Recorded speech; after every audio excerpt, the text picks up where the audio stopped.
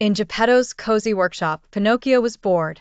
His father was busy carving a new music box. Being good is so boring, Pinocchio whispered to Jiminy Cricket. I wish I could have an adventure, even a small one. Just then, a twinkle of blue fairy dust settled on his nose, making it itch. To get out of sweeping the floor, Pinocchio told his first lie. I can't sweep, father. My wooden arms feel, very rusty today. As he spoke, his nose didn't just grow longer, it also turned a bright, shiny copper color and let out a loud squeak-squonk, like a rusty hinge. The new, heavy copper nose made him top-heavy. When he tried to run outside, he tipped forward and landed with a clang on the floor. Jiminy shook his head. Seems your lies have weight to them, pal. Literally. Outside, he saw some children playing. I can play with you, he said. I'm the best soccer player in the world. This time, his nose grew longer and became covered in sticky, sweet tree sap. When he tried to kick the ball, his nose stuck to it, and he spun around in circles, tangled up. Freeing himself, he saw a girl with a jump rope. I can jump 100 times without stopping, he boasted. Boing. His nose suddenly became a giant, red rubber ball. It bounced up and down, making him hop uncontrollably down the street. He finally stopped bouncing near the town square. The mayor asked if he had seen who trampled his prize-winning flowers. Scared, Pinocchio said, it was a giant dog with wings. His nose shot out, but this time it was as flexible and tangly as a vine.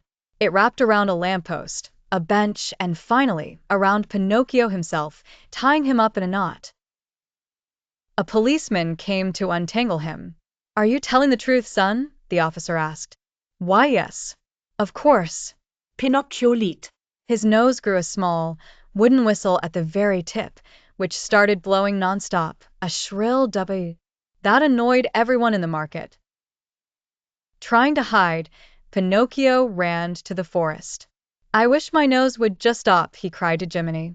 But he wasn't being truly honest with himself. As he said it, his nose grew downwards, plunging into the soil like a root, and sprouted little leaves, anchoring him to the spot.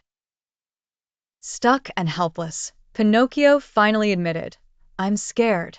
I lied about everything because I wanted to seem more interesting. I trampled the flowers when I was bouncing, and I'm not a good soccer player at all. A single, honest tear rolled down his cheek. As he spoke the truth, a wonderful thing happened.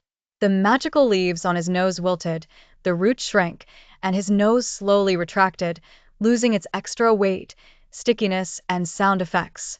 For the first time all day, it was back to its normal, small wooden self. Pinocchio, feeling light and free, marched back into town. He went straight to the mayor. I'm sorry, sir. I trampled your flowers. It was an accident, and I'll help you replant them. His nose stayed perfectly normal. It felt good to tell the truth. He found the children. I'm not a great soccer player, he confessed. But I'd love to learn. Can you teach me? They smiled and agreed. He spent the afternoon learning, laughing, and having a real, honest-to-goodness adventure. The mayor was so impressed with Pinocchio's hard work replanting the garden, he gave him a special sapling to plant with Geppetto.